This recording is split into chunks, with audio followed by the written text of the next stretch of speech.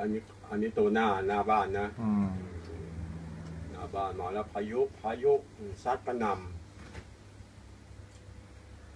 โคตรแรงเลยดู